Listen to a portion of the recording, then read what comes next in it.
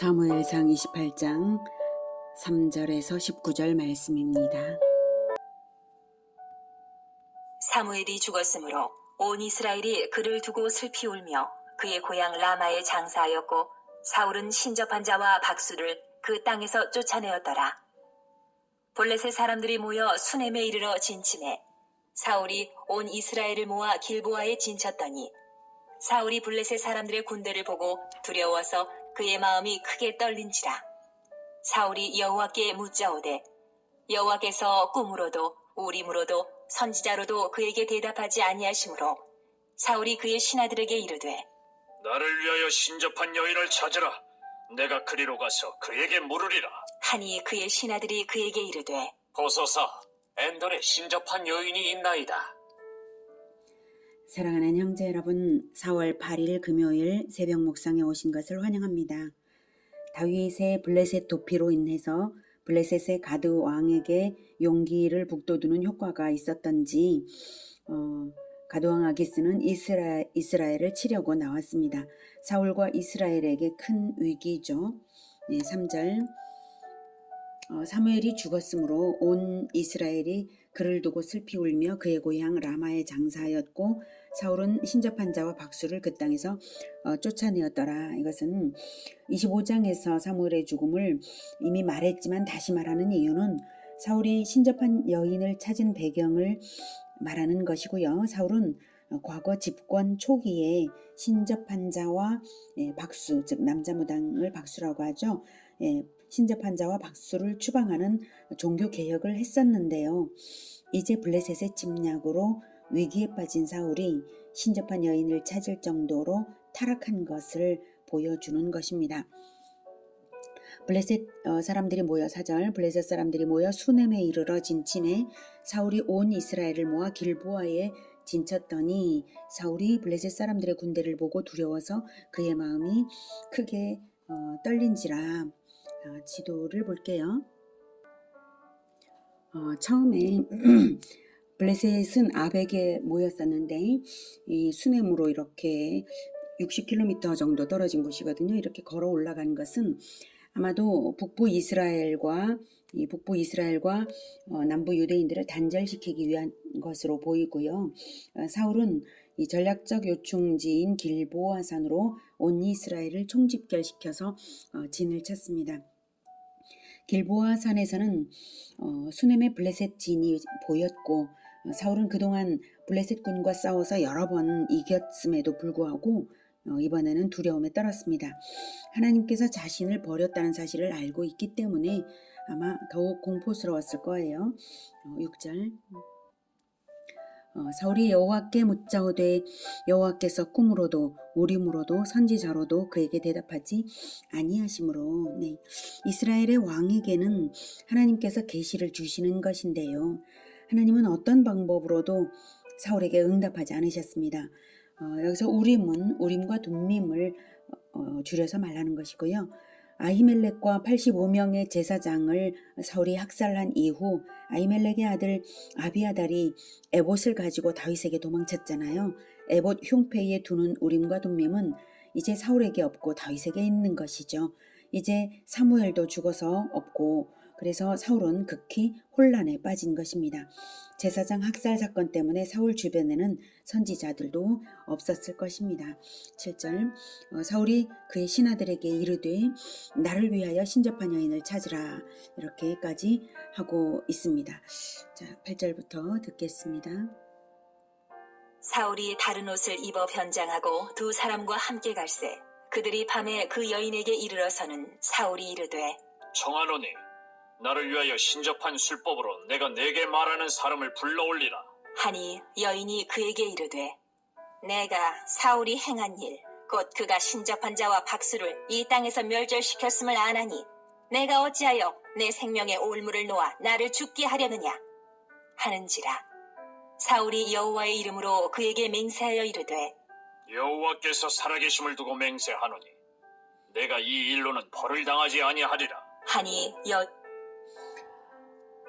신접한 자를 찾아다니기까지 하는 사울의 모습은 자신의 힘만 믿고 교만하던 자의 실체가 얼마나 빈약한지를 보여줍니다. 그런데 하나님께 버림받은 사울이 여호와의 이름으로 맹세를 하는 것도 가당치 않지만 그것도 신접한 자의 안전을 보장하기 위해 여호와의 이름을 써먹으니 십계명의 제3계명 위반을 서슴없이 하는 거죠. 아니, 십계명의 제1, 2, 3계명을 다 위반하고 있는 것입니다. 그래서 서슴없이 하나님을 능욕하는 사울입니다. 진리는커녕 어떻게든 자기 방법으로만 달려가는 인본주의의 극치를 계속해서 보여줍니다. 11절. 이니 이르되 내가 누구를 내게로 불러올리랴 하니 사울이 이르되 사무엘을 불러올리라. 하는지라.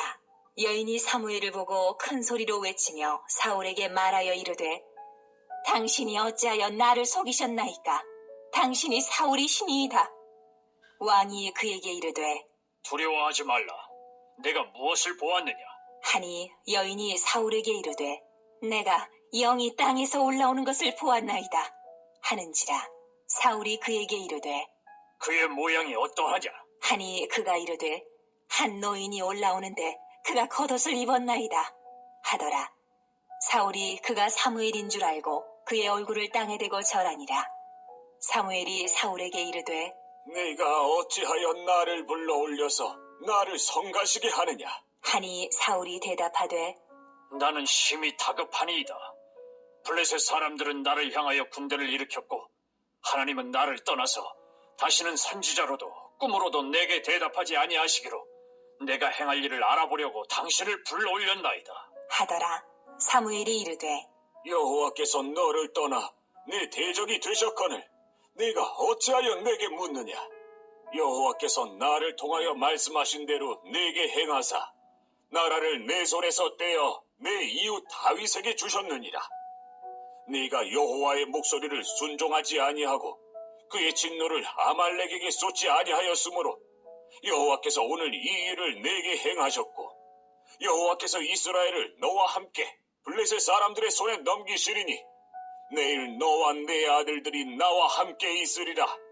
여호와께서 또 이스라엘 군대를 블레셋 사람들의 손에 넘기시리라. 하는지라. 접신녀의 초혼술로 사무엘을 불러 올렸다는 이 장면이 혼란을 불러일으키는데요. 초혼술은 사탄이 조종하는 사술이므로 여기서 불러 올린 영은 사무엘 행세를 하는 마귀일 뿐입니다. 진짜 사무엘이었다면 접신녀는 사무엘을 사울보다 훨씬 더 두려워했을 것입니다.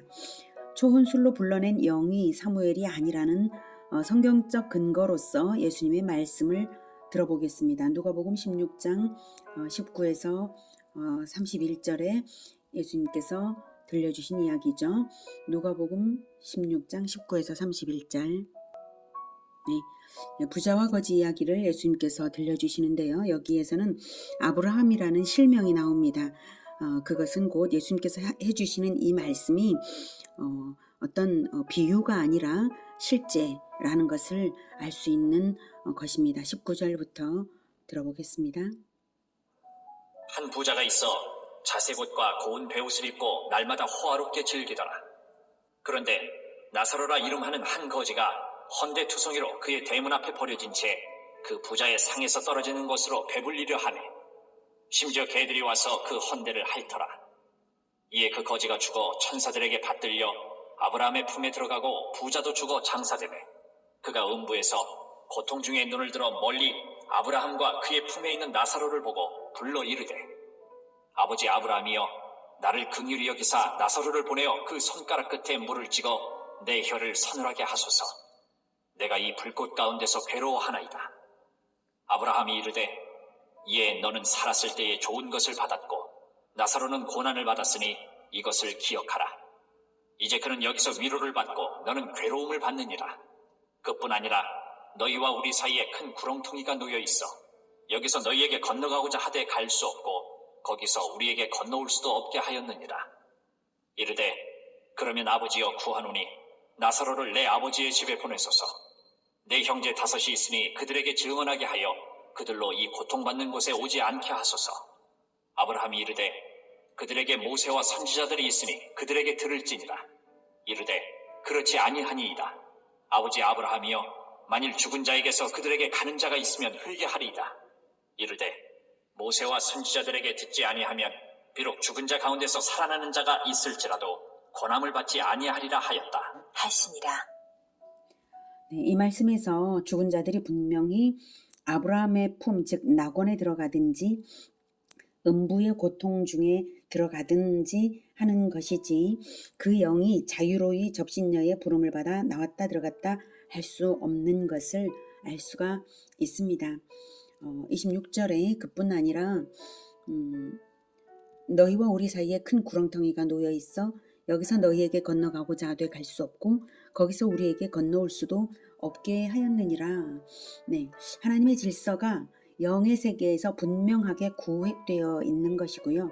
그것을 어길 수 없다는 사실을 분명하게 말하고 있습니다. 그러므로 접신녀가 불러올린 영은 이 땅에서 아직 종말 때까지는 하나님의 허락하에 활동하고 있는 속이는 자 마귀인 것이지 사무엘이 아님을 알 수가 있습니다. 누가복음 23장에서도 예수님의 말씀에는 믿는 자가 낙원에 간다고 이제 하셨죠. 누가복음 23장 42, 43절. 이르되 예수여 당신의 나라에 임하실 때에 나를 기억하소서 하니 예수께서 이르시되 내가 진실로 내게 이르노니 오늘 내가 나와 함께 낙원에 있으리라 하시니라. 자, 이렇게 죽으면 곧바로 낙원에 가는 것이지 이 땅에서 불렀다고 왔다 갔다 할 수 있는 것이 아닙니다. 그리고 접신자에 대한 하나님의 명령이 어떠한지를 보겠습니다. 신명기 18장 9에서 12절. 내 하나님 여호와께서 내게 주시는 땅에 들어가거든 너는 그 민족들의 가증한 행위를 본받지 말 것이니 그의 아들이나 딸을 불가운데로 지나게 하는 자나 점쟁이나 길흉을 말하는 자나 요술하는 자나 무당이나 진언자나 신접자나 박수나 초혼자를 너희 가운데에 용납하지 말라. 이런 일을 행하는 모든 자를 여호와께서 가증히 여기시나니 이런 가증한 일로 말미암아 내 하나님 여호와께서 그들을 내 앞에서 쫓아내시느니라. 이렇게 말씀하셨고요. 레위기 19장 31절. 너희는 신접한 자와 박수를 믿지 말며 그들을 추종하여 스스로 더럽히지 말라. 나는 너희 하나님 여호와이니라. 레위기 20장 27절. 남자나 여자가 접신하거나 박수무당이 되거든 반드시 죽일지니 곧 돌로 그를 치라. 그들의 피가 자기들에게로 돌아가리라. 이렇게 명령하신 하나님을 섬기던 사무엘인데 접신녀의 부름을 받아 나왔겠습니까? 그럴 수 없는 것입니다. 마귀의 속임수일 뿐입니다. 그렇다면 사무엘이 하는 말은 뭐냐? 그 말이 마귀의 말이 아니라 하나님의 메시지라고 여겨지는데 그것은 어떻게 설명되냐 하실 거예요. 그것은 하나님께서 영적 피조물이든 육신적 피조물이든 하나님의 메시지를 전하기 위한 도구로 하나님께서 얼마든지 주권적으로 사용을 하시는 것입니다. 발람의 나귀의 입을 열어서도 발람에게 메시지를 주셨던 하나님이시죠. 심지어는 하나님의 백성을 저주하려는 목적을 가진 발람의 입을 사용해서도 주권적으로 이스라엘을 축복하게 하셨던 하나님이십니다. 민수기 23장 11, 12절에 발락이 발람에게 이르되 그대가 어찌 내게 이같이 행하느냐 나의 원수를 저주하라고 그대를 데려왔거늘 그대가 오히려 축복하였도다. 예, 이스라엘을 저주하라고 거짓 선지자 발람을 요청했는데 발람이 하나님의 영에 사로잡혀서 이스라엘을 축복했기 때문에 발락이 화를 냈죠. 자, 12절. 발람이 대답하여 이르되 여호와께서 내 입에 주신 말씀을 내가 어찌 말하지 아니할 수 있으리까. 네. 이렇게 대적의 입조차도 하나님의 메시지를 전하는 데에 사용하실 수 있는데 마귀를 조종하지 못하시겠습니까? 모든 악한 영들도 하나님의 허용된 범위 안에서만 움직이므로 악한 가운데 하나님의 주권적 역사로서 때때로는 악한 사울에게 멸망을 선언한 것입니다.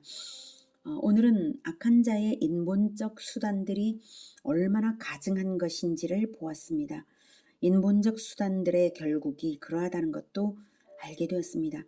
그리고 아무리 인본적 수단으로 길을 써봤자 모든 것은 하나님의 손 안에 있으므로 악한 자가 용을 쓰는 것이 아무것도 아니고 얼마나 가련한지 알 수 있습니다. 하나님의 주권의 영역은 모든 것에 미칩니다. 결국 악한 마귀의 때는 하나님께서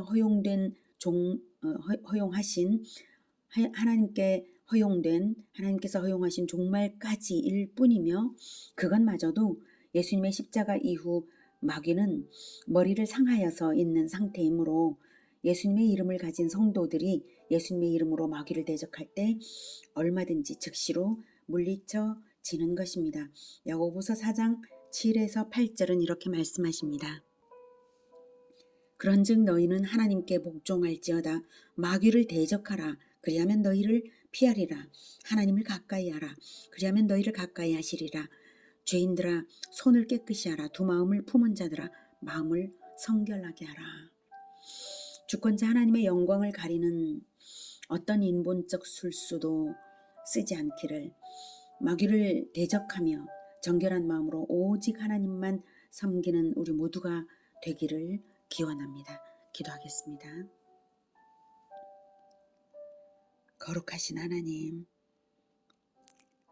우리의 아버지시고 아들의 생명으로 우리를 구원하여 주셔서 우리를 온전하게 하시기를 원하시는 하나님, 우리가 마음에 두 마음을 품지 않고 인본적인 사수를 쓰지 않으며 오직 하나님 중심으로 하나님께 순종하겠습니다.